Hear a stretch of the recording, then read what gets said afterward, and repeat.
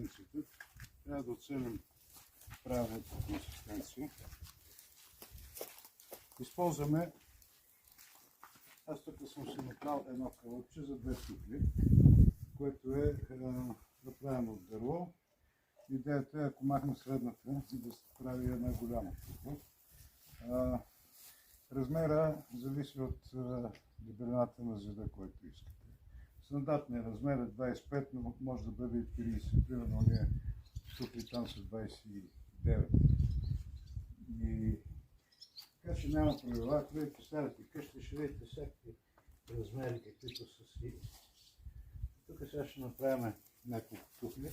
Всеки от вас ще направи по една тухла. Ако иска, може да се вземе за спомен.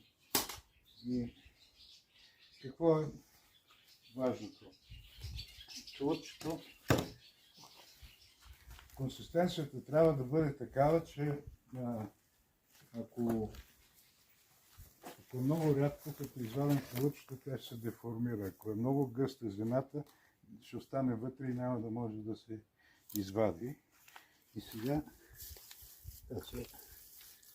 добра, запазил съм.